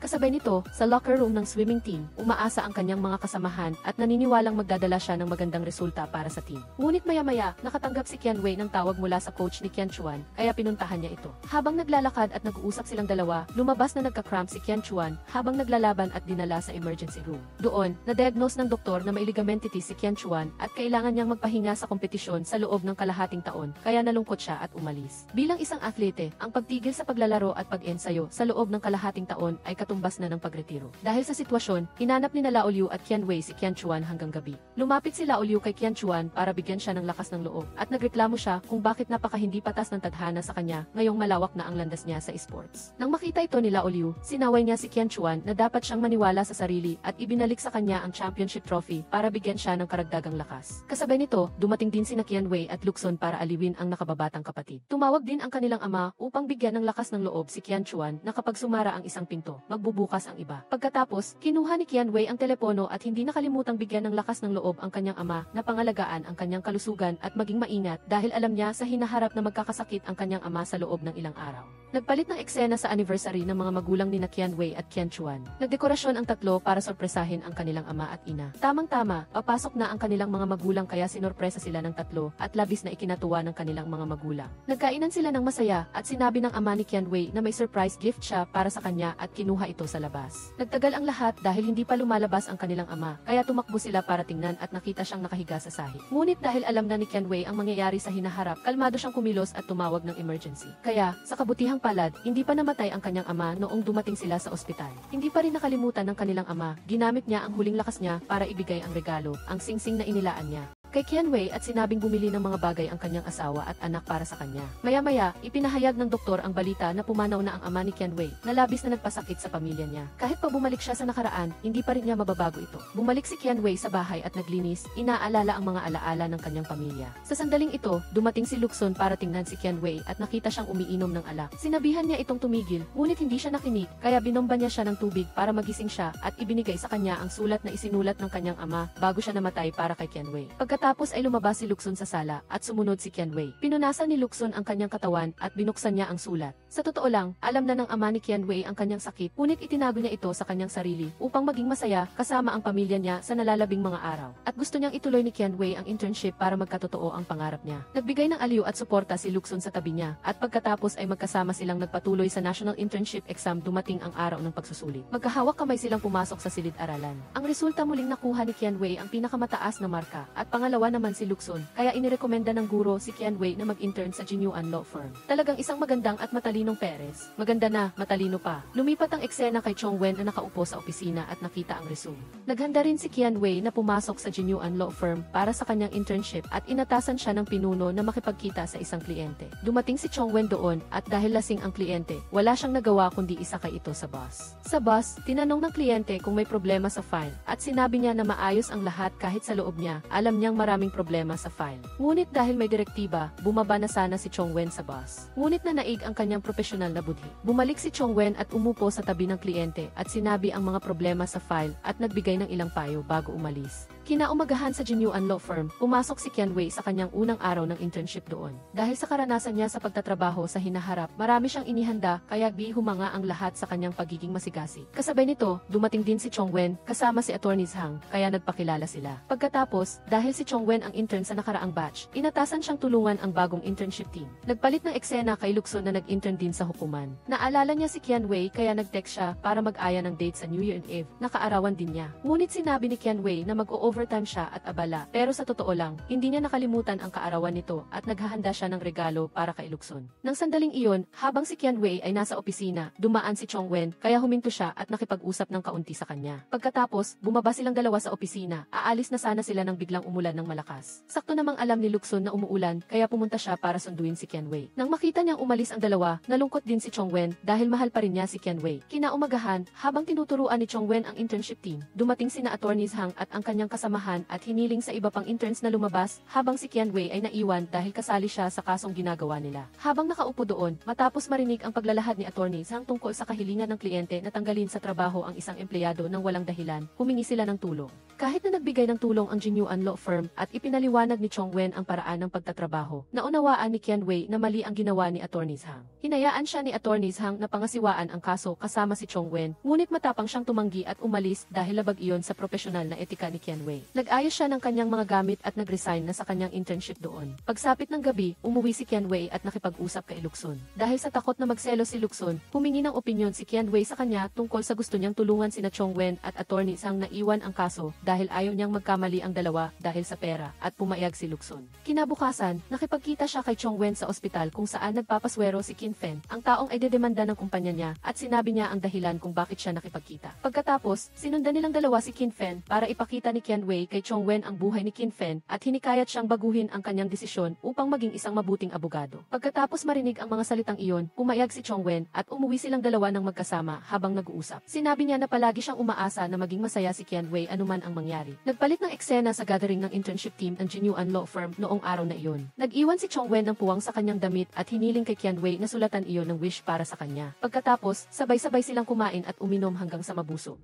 Nanaginip si Qianwei na bumalik siya sa kasalukuyan kaya nag-alala siyang nagising at nakita si Lukson sa tabi niya. Niyakap niya ito dahil talagang mahal niya si Lukson sa mundong ito ng nakaraan. Humingi siya ng pabor sa kaibigan na bantayan si Qianwei at umalis siya para bumili ng gamot sa hangover para sa kanya. Nakasalubong niya si Chongwen at pagkatapos ay nag-usap silang dalawa na parang dalawang lalaki. Pagkatapos, sumulat din si Lukson ng isang magandang wish para kay Chongwen. Lumipat tayo ng eksena sa kaibigan niyang si Lao Liu. Kumakanta siya nang dumating ang kanyang ex-boyfriend at gustong makipagbalikan. Sakto namang bumisita si Qian Chuan, kaya pinigilan niya ang lalaki at dinala si Lao Liu palayo para mag-usap. Nag-usap silang dalawa sa tabing dagat tungkol sa kanilang mga sarili dahil matagal na silang hindi nagkita. Samantala, lumipat ang eksena kay Lukson na nakasakay sa likod ang kanyang kaibigan na babae papasok sa bahay dahil lasing na lasing ito. Pagkatapos, tinulungan niya itong magising at nagbigay ng sorpresa sa kanya noong bisperas ng Pasko. Alam niyang gusto niya ang niebe, kaya naghanda siya ng snow machine para matupad ang pangarap niya at binigyan pa siya ng pares ng baboy na ginto, kaya labis siyang naanti. Kinabukasan, bilang kinatawan ng Fairway Online, nakilala ni Qianwei ang kanyang unang kliyente. Ang kliyente ay ang kasintahan pala ni Malun, ang taong inaasikaso niya sa kaso sa hinaharap. Nasa kalagitnaan siya ng pag-iisip tungkol sa maraming bagay na nangyayari. Hindi niya alam kung mananatili ba siya o babalik sa kasalukuyan kung saan marami siyang problema na kailangang ayusin. Kasabay nito, sa bahay ni Lukson, aksidente niyang nahulog ang diary ni Qianwei, kaya na-curious siyang buksan ito. Lahat ng ginawa ni Qianwei ay nakasulat doon na para bang alam na niya ang mangyayari sa hinaharap, kaya lalo siyang naguluhan. Nagpalit ng eksena sa law school. Naglalakad si Chongwen nang makatanggap siya ng tawag mula kay Attorneys Hang na nagsabing gusto siyang makita ng kliyente na tinulungan niya noon at naghihintay ito sa gate ng eskwelahan. Lumapit si Chongwen at nakita niya si Gulan. Pumunta siya para magpasalamat at gusto rin niyang kunin si Chongwen bilang abogado para sa kanyang proyekto dahil sa tulong niya noong una, hindi siya naloko. Kasabay nito, sina Qian Chuan at Lao Liu ay pumunta sa boxing cafe na ibinigay ng kanyang ama sa kanya. Sinabi niya kay Qian Chuan na gusto niyang magbukas ng ife kasama siya. Natakot si Qian Chuan na hindi niya ito magagawa kaya tatanggi sana siya. Ngunit dahil sa pag-ingganyo ni Lao Liu, pumayag siya. Naalala niya ang mga sinabi ni Qian Chuan sa kanya sa tabing dagat kaya sinubukan niya itong hamunin. Ngunit ang totoo ay gusto lang niya ng halik mula kay Qian Chuan. Kaya opisyal na silang nag-ibigan. Samantala, pumunta si Lukson kay Qian Chuan para makipag-usap. Binati niya silang dalawa at gusto niyang tanungin si Qian Chuan tungkol sa kanyang ate. Kung talagang galing ba siya sa hinaharap, ngunit dahil gusto niyang protektahan ang kanyang ate. Sinabi ni Qian Chuan na hindi at sinabihan si Lukson na huwag maniwala sa sinasabi ng kanyang ate. Nagpasalamat si Lukson at umalis. Sa bus, nag-isip siya ng malalim tungkol sa maraming bagay dahil pagkatapos basahin ang diary, alam niyang galing si Qianwei sa hinaharap. Bumalik siya sa bahay ni Qianwei at nakipag-usap sa kanya. Doon, sinabi niya ang mga bagay na kailangan niyang sabihin kay Qianwei tungkol sa kanyang mga plano at sinumbatan siya kung bakit hindi siya nito sinabihan at sinumbatan siya na hindi ito nag-iisip tungkol sa kanya. Ngunit sa totoo lang, si Si Lukson ang pinakamahusay na bagay na nangyari kay Qianwei. Umalis si Lukson, kaya tumakbo si Qianwei para hanapin siya. Ngunit habang papasok siya sa elevator, nagsimulang magbago ang lahat. Kaya bumalik siya sa kasalukuyan nang makita niya ang sarili na nakahiga sa kama ng ospital at si Chongwen ay nasa tabi niya. Dahil sinabi ng kanyang ina na bumisita si Lukson, ngunit umalis na, agad siyang tumakbo pababa para hanapin si Lukson. Ngunit wala siyang nakita. Sa ospital, nalaman ni Qianwei na isang buwan na pala siyang comatose. Sa sandaling ito, si Lukson lang ang naaalala niya at gusto niyang bumalik sa nakaraan para hanapin lang siya. Nagpalit ng eksena sa pag-uusap ni na Chongwen at Lukson sa law firm kung saan magkalaban na sila. Nagdala si Chongwen ng settlement agreement at hindi nakalimutang paalalahanan si Lukson na pirmahan ito bago umalis. Lumabas din si Lukson para makipag-usap sa kanyang boss. Dahil matagal na silang nagtatrabaho ng magkasama, alam ng boss na may nararamdaman si Lukson para kay Qianwei, ngunit hindi niya kailanman inamin at sa halip ay naging malamig sa kanya. Dumating ang araw ng paglabas ni Qianwei sa ospital. Sinabi ng doktor sa kanya na salamat sa pagbili ni Lukson ng mga modernong kagamitan para sa kanyang paggamot kaya mabilis siyang nagising at gumaling ng ganoon kabilis. Kaya sinamantala ni Qianwei ang pagkakataon na tanungin ang doktor kung ang lahat ng pinagdaanan niya ay panaginip lamang o ano, kaya gusto niyang alamin ang katotohanan. Pagdating niya sa trabaho, pumunta siya sa opisina ni Lukson para maghanap ng clue nang biglang pumasok si Lukson. Doon, sinabi niya ang lahat ng ginawa ni Lukson para sa kanya noong bumalik siya sa nakaraan, ngunit tinanggihan lahat iyon ni Lukson, kaya nalungkot siya at umalis. Sa sandaling iyon, kinuha ni Lukson ang papel ng wish niya, na wish niyang manatiling masigla si Qianwei. Tiningnan niya ito at tahimik na itinago. Si Qianwei, pagbaba niya, ay nakita si Chongwen na bumili ng inumin para sa kanya at inanyayahan siyang kumain. Nagpalit ng eksena sa kainan, bumili si Chongwen ng singsing para sa kanya, umaasang magkabalikan sila. Ngunit tumanggi si Qianwei at sinabihan siyang umupo at pakinggan siya habang sinasabi niya na hindi na sila pwedeng mag-ibigan ni Chongwen dahil nagbago na silang dalawa at kahit magpatuloy sila, wala na itong patutunguhan. Nang gabing iyon, matapos siyang umuwi, nagkaroon ng pagkakataon ang kanyang pag-uusap nila ng kanyang ina, kaya nagtaka rin siya at naging mausisa kung ang panaginip niya ay totoo bang pagbabalik sa nakaraan. Nagpalit ng eksena kinabukasan. Nakipagkita si Qianwei sa boss para magpabalik sa kaso na hindi natapos kasama si Lukson. Doon, sinabi rin ng boss sa kanya na pinupuri at pinoprotektahan siya ni Lukson at hindi siya malamig sa kanya tulad ng ipinapakita niya, kaya agad siyang pumunta para hanapin si Lukson. Nang makarating sa bahay ni Lukson, unti-unting napagtanto ni Qianwei na sa kasalukuyan, nagmamahal pa rin siya sa kanya. Dumating siya para sabihin sa kanya na sasali siya sa susunod na law exam at pagkatapos, habang naglaro sila ng laro tungkol sa kaso, tila napansin nila ang isang anomalya sa kaso, kaya humingi si Qianwei ng pahintulot na sumali kay Lukson para mag-imbestiga. Nagpalit ng eksena sa araw ng law exam na roon sila Liu, kasama ang nakababatang kapatid ni Qianchuan para mag-cheer sa kanya. Pumasok siya sa silid-aralan at naalala niya ang sarili niya noong bumalik siya sa nakaraan, kaya nagsikap siyang sagutan ang exam ng maayos. Sa labas, tahimik na nagbabantay si Lukson sa loob ng kanyang kotse. Pagkalipas ng ilang araw, pumunta sina Lukson at Qianwei sa investigation company tungkol sa kaso para kumbinsihin si Man na ibigay sa kanila ang address ni Shen Kai, at nagtagumpay nga sila. Pagkatapos, dinala ni Lukson si Qianwei. Dinala ni Lukson si Qianwei para magpa-check up ulit. Ngunit dahil natatakot si Qianwei na umalis si Lukson at magtrabaho ng mag-isa, kinuha niya ang relo nito para pilitin siyang maghintay. Habang nakahiga sa scanner, nagkaroon siya ng panandaliang panaginip na may kaugnayan kay Lukson, ngunit hindi niya makita ng malinaw. Matapos ang check-up, pinayuhan siya ng doktor na magpahinga. Dahil dito, hindi pinayagan ni Lukson si Qianwei na hanapin si Shen Kai. Nagkataon na may kailangan din sila Liu kay Shen Kai tungkol sa lupa, kaya humingi ng pabor si Qianwei kay Qianchuan at sa kanyang matalik na kaibigan na pumunta doon. Pagdating nila, nakita ng tatlo na pinalabas si Lukson, kaya naghanap sila ng ibang paraan. Saktong nakita nila ang mga estudyante ni Shen Kai na gustong maghanda ng birthday party para sa kanya, ngunit walang mga gamit, kaya nagtulungan sina Lukson at Qianwei kasama ang mga bata na magbigay ng birthday surprise para kay Shen Kai. Pagpasok ni Shen Kai sa bahay at nakita ang pamilyar na eksena na naka-project sa screen, lumabas sina Qianwei at Lukson para makipag-usap sa kanya. Pumunta sila hindi lang dahil sa kaso, kundi dahil gusto rin nilang sabihin kay Shen Kai na nagsisisi si Ma at humihingi ng tawad. Ngunit dahil sa galit niya kay Ma, hindi pumayag si Shen Kai, kaya iniwan lang ni Qianwei ang kanyang calling card at umaasa na magbabago ang isip niya at tatawag sa kanila bago sila umalis. Ang naiwan na si Shen Kai ay pinanood ang video clip at naaalala ang kanyang sarili at si Malun noong nakaraan na nag-wish doon, kaya malamang na may kaunting pagbabago na sa kanyang puso. Nagpalit ng eksena kinabukasan, naglalakad ang apat habang nag-uusap. Naglalakad sa unahan sina Qianwei at Lukson, ngunit biglang nadapa si Qianwei. Sinubukan siyang tulungan ni Lukson, ngunit iwinagayway niya ang kanyang kamay na nagpag-isip kay Qianchuan na inaapi ng boss niya ang kanyang ate, kaya nilapitan niya ito para suntukin si Lukson. At ang sitwasyong ito ay eksaktong nakita ni Qianwei habang nasa scanner. Hindi nagalit si Lukson, lumapit siya at binuhat si Qianwei dahil natatakot siyang nasaktan ito. Habang naglalakad silang dalawa, ipinadala ni Shen Kai kay Qianwei ang impormasyon tungkol sa kaso at ang power of attorney na labis nilang ikinatuwa at pagkatapos ay magkasama silang umuwi. Sa kabilang banda, narinig din ni na Chongwen at Qin Lam ang impormasyon at naghahanap ng paraan para ayusin ito. Kasabay nito, bumalik si Qianwei sa kumpanya at binati ng lahat dahil nagtagumpay siya sa huling bar exam at inanunsyo na naging matagumpay matagumpay ang kanilang kaso, kaya formal nang naging abogado si Qianwei at bukod pa rito, tinulungan din siya ni Lukson na ilunsad ang online legal platform bilang regalo para sa kanya na nagpasaya kay Qianwei. Pagkatapos, sabay-sabay silang nagdiwang para sa matagumpay na kaso, at dito, sinabi ni Qianwei ang mga tanong sa kanyang isip kay Lukson na ikinabahala niya at hindi niya alam kung paano sasagutin. At dumating si Zixin kaya natapos ang pag-uusap nilang dalawa. Lumipat ang tagpo sa sumunod na araw nang si Qianwei ay isa ng trainee lawyer, ngunit nagtimpla pa rin ng kape at dinala kay Lukson. Pagkatapos ay nag-usap silang dalawa. Gusto ring malaman ni Lukson kung siya ba ang taong binanggit ni Qianwei sa kanyang panaginip, ngunit may pumasok tamang-tama sa maling tao at maling oras. Bumalik sa kanyang desk, laking gulat ni Qianwei na nakita si Zixin na pumasok sa opisina para makita si Lukson. Dumating siya dahil gusto niyang maging legal consultant si Lukson para sa kanyang kumpanya, ngunit tumanggi si Lukson dahil puno ang kanyang schedule, marahil dahil sa takot na magselo si Qianwei. Kasabay nito, pumasok si Qianwei, kaya hiniling sa kanya ni Zixin na tulungan siya sa bagay na iyon.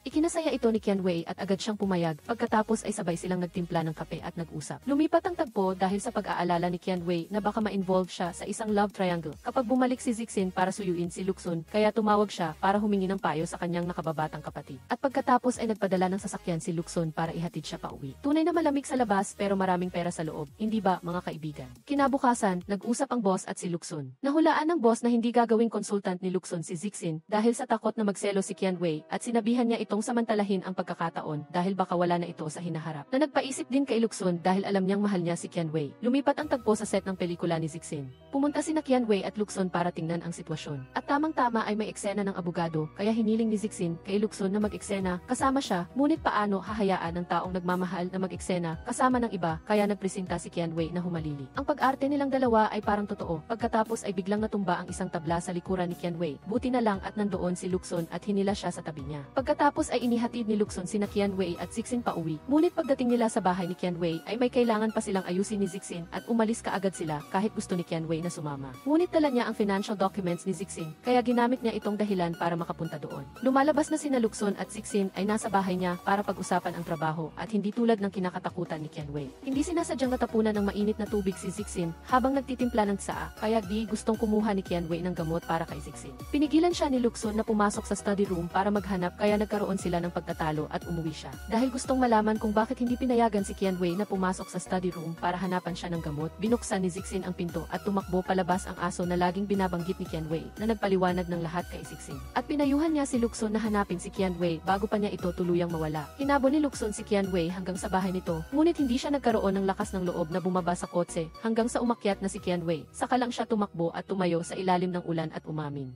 Ang nararamdaman niya para sa kanya at ang puwang sa kanyang puso ay siya pa rin, habang si Qianwei naman sa itaas ay nakarinig din at naaalala ang mga sandali nilang dalawa. Nais niyang makabalik sa nakaraan kung saan makakasama niya si Lukson. Lumipat ang tagpo sa opisina ni Chongwen, tinanggihan siya ni Qianwei, ngunit gusto pa rin niyang alagaan si Qianwei. Pumasok si Boss Lam sa silid at nang makita si Chongwen na ganoon ay sinabihan din niya itong matutong magparaya at huwag nang pahirapan ang sarili. Kasabay nito, sa kumpanya ni Lukson, dahil hindi niya nakita si Qianwei na pumasok sa trabaho, labis siyang nag-alala at naghihintay na dumating ito.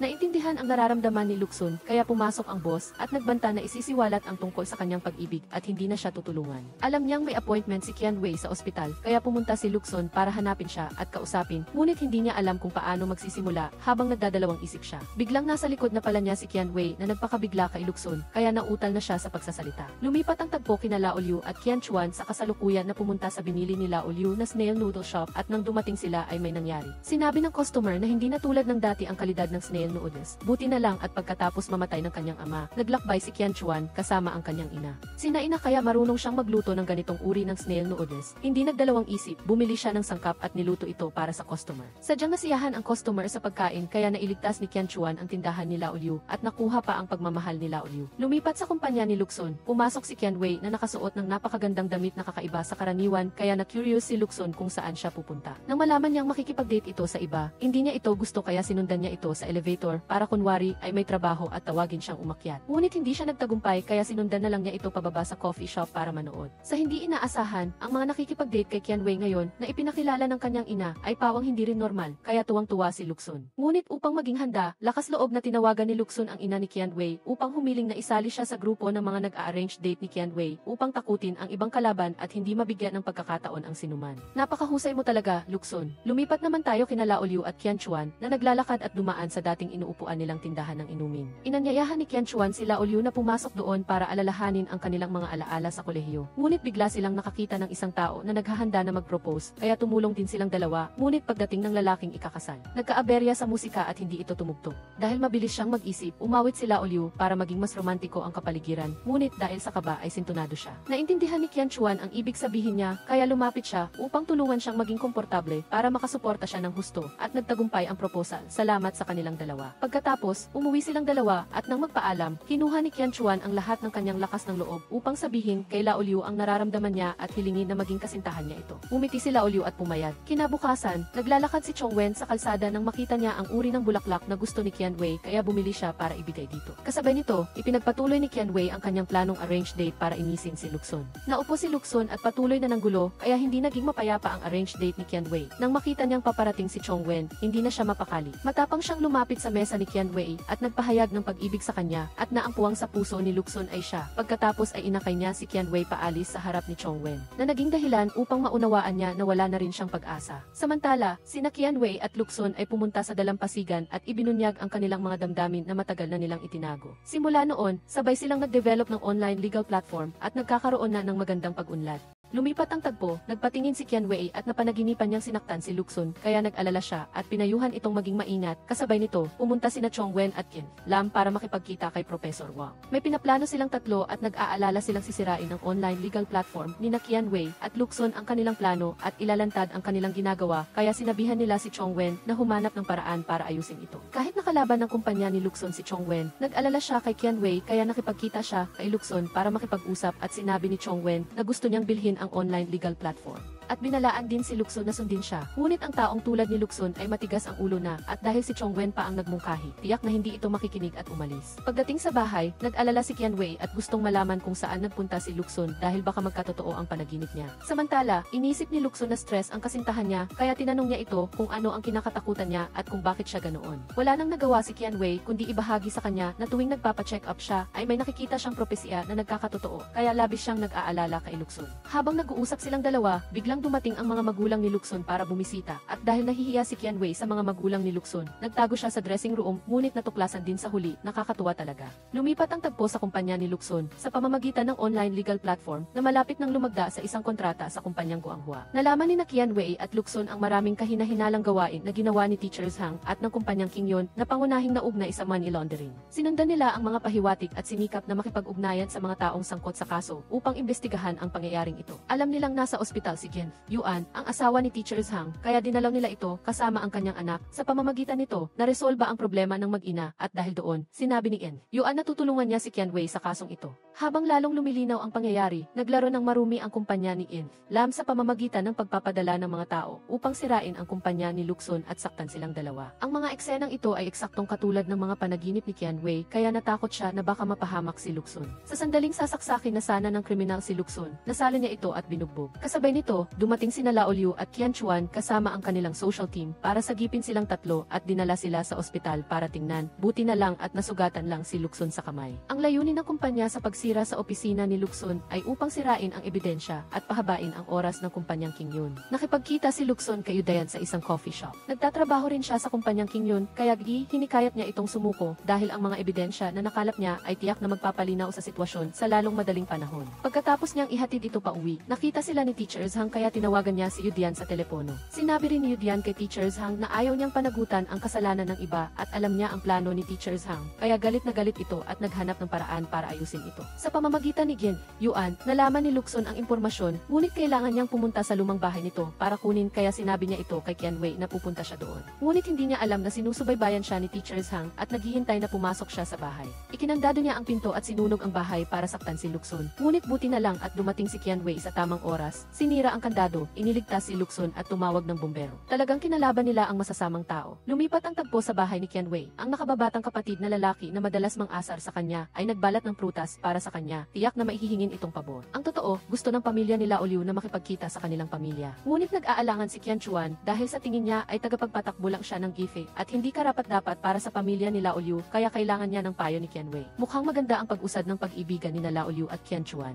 Nang hapong iyon, pumunta si Qian Wei sa kumpanya. Nalaman Nalaman nila ni Lukson na sangkot din si Chongwen sa pangyayari kaya ginagpa siya silang magkita para hikayatin siya. Nakipagkita si Qianwei kay Chongwen sa law school kung saan sila nag-aral noon para mag-usap. Gusto niya lang payuhan si Chongwen na hindi pa huli ang lahat para magbago at maging isang mabuting abogado. Ngunit tila ayaw ni Chongwen dahil alam niyang hindi niya magagawa. Pinayuhan siya ni Qianwei at pumasok sa auditorium. Sumunod si Chongwen, tila nagbago na ang kanyang isip. Kasabay nito, umakyat din si Lukson sa entablado sa auditorium na iyon upang makipagkasundo sa pagitan niya at ni Chongwen. Inimbitahan ni Lukson si Chongwen na sumama sa pagbigkas ng panunumpa ng abogado at sabay silang sumulat ng pagbati para sa kanilang paaralan na nagbigay ng pagbabago sa isip ni Chongwen at nag-alis ng alitan sa pagitan nilang dalawa. Pagkatapos, inihatid ni Chongwen si Qianwei pauwi at nagpasalamat sa kanya at kay Lukson sa pagpapaunawa sa kanya. Binalaan din niya si Qianwei na gagawin ni Lam ang lahat para magtagumpay. Hindi rin nakalimutan ni Qianwei na magpadala ng pagbati kay Chongwen na nagnanais na lagi siyang nasa tamang landas. Pagkatapos, naghiwalay sila sa daan pauwi. Nakasalubong ni Chongwen si Yudian kaya sumakay siya sa kotse para makipag-usap. Dahil sa takot, gusto ni Yudian na tulungan siya ni Chongwen at ibinigay niya ang ebidensya kay Chongwen pagkatapos umalis. Lumipat ang tagpo, nakaupo si Qianwei sa kumpanya nang gayain siya ni Lukson na lumabas. Nag-usap silang dalawa habang nakasakay sa Ferris wheel at doon ay nag-propose din si Lukson kay Qianwei. Napakaromantiko ng tagpo, mga kaibigan. Kinabukasan, sa opisina ni Lukson, habang abala siya sa labas, tumawag si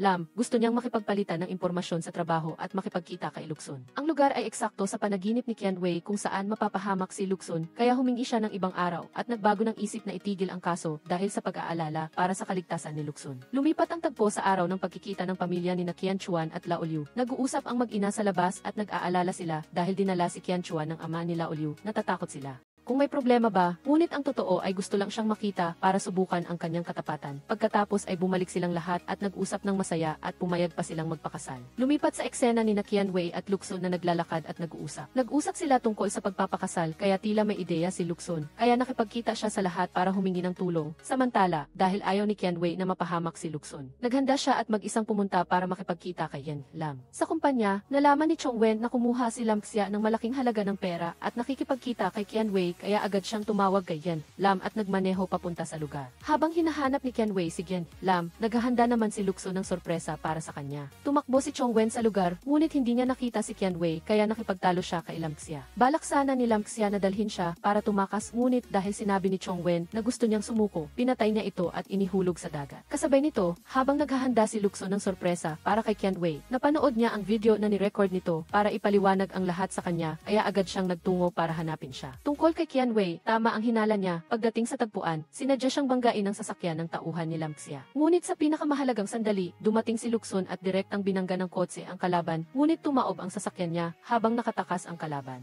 Agad na tumakbo si Qianwei para tingnan kung anong nangyari kay Lukson, ngunit buti na lang at bahagyang nasugatan lang ito at sinabi kay Qianwei na hindi niya ito iiwanang mag-isa. Lumipat ang tagpo, nahuli rin ng pulisya si Lamxia habang tumatakas sa yete. Salamat kay Yudian na nagulat sa pulisya at matagumpay ring nailigtas si Chongwen. Pagkalipas ng ilang panahon, nilitis ang kaso kung saan sinabi ni Chongwen at Yudian ang buong pangyayari at kung bakit nagbago siya para tulungan si Qianwei. Nabunyag ang kaso at sinentensyahan si Lamxia, habang sina Qianwei at Lukson ay magkasamang nanalo sa kasong ito. Ang pagtatapos ng kaso ay hudyat din ng pagbubukas ng isang bagong kabanata para sa kanilang dalawa. Sa huli ay ang kasal ni Qianwei at Lukson, dumating ang lahat upang makisaya at batiin sila para sa napakagandang pagtatapos na ito. Dito nagtatapos ang palabas, mga kaibigan. Kumusta ang review ng palabas ngayon? Kung sa tingin nyo ay maganda, suportahan nyo kami sa mga susunod na palabas. Paalam at huwag kalimutang mag-subscribe. Mahal naming mga kaibigan.